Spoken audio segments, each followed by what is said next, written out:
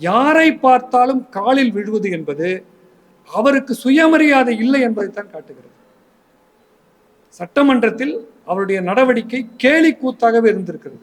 உண்மையிலேயே பலமுறை நான் வருந்திருக்கிறேன்.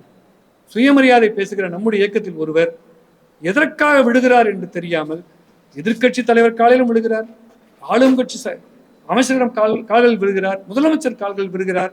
எங்கே போனது இவருக்கு முதுகெலும்பு என்று வருத்தப்பட்டிருக்கிறேன். அனைவருக்கும் வணக்கம். பாட்டாளி மக்கள் கட்சியின் நிறுவன தலைவர் தமிழின போராளி மருத்துவர் ஐயாவுக்கும் கட்சியின் தலைவர் மருத்துவர் அன்புமணி ராமதாஸுக்கும் இடையேயான விரிசலை, உரசலை பாட்டாளி மக்கள் கட்சியினர் அனைவரும் விரல் விட்டு எண்ணக்கூடிய சிலரை தவிர அத்தனை பேரும் ஒரே கண்ணோட்டத்துடன் தான் பார்க்கிறார்கள்.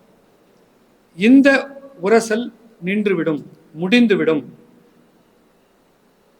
தேர்தல் ஆணையத்தின் விதிகளின்படி பாட்டாளி மக்கள் கட்சியின் தலைவராக இருக்கிற மருத்துவர் அன்புமணி ராமதாஸ், பொதுச் செயலாளர், பொருளாளர், இப்படி அமைப்பு ரீதியாக ஒன்றாக இருக்கிற இந்த கட்சியின் நடவடிக்கை இதே போல தொடரும். மருத்துவர் ஐயா அவர்கள் தன் நிலைப்பாட்டை மாற்றிக்கொள்வார்கள் என்பதுதான் எல்லாருடைய நம்பிக்கையும்.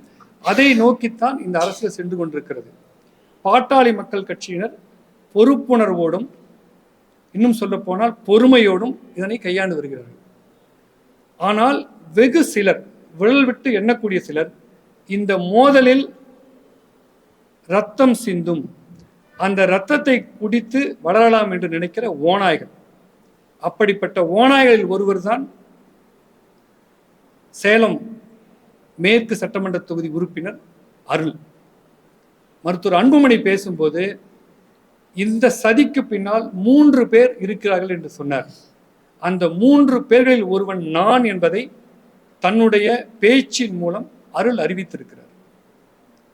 வருகிற 2026ஆம் ஆண்டு தேர்தலில் திமுக வெற்றி பெறாது என்பது உறுதியாகிவிட்டது. அதற்கு எதிராக இருக்கிற எல்லா அமைப்புகளும் ஒன்று திரள்கிற ஒரு நேரம். இந்த நேரத்தில் தன் எதிரிகளை சிதைக்க வேண்டும் என்பது திமுகவின் நோக்கம்.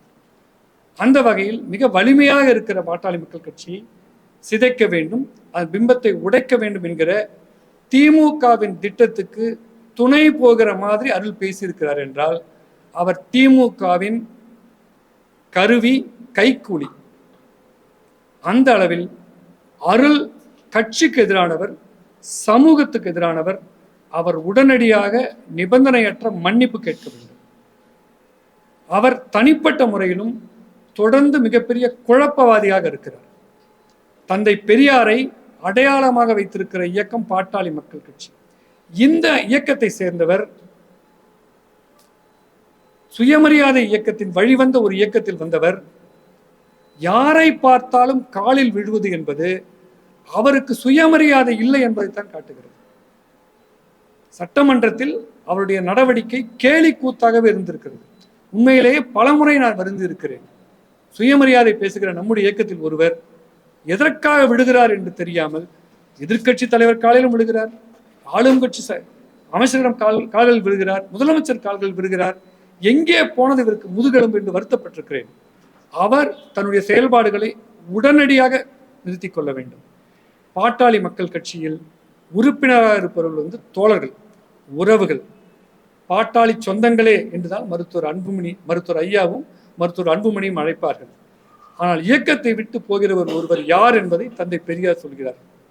தலையிலிருந்து விழுந்த முடி என்று சொல்லியிருக்கிறார். அந்த மரியாதை தான் இயக்கத்துக்கு எதிராக செயல்படுற யாருக்கும் இருக்கும். நன்றி.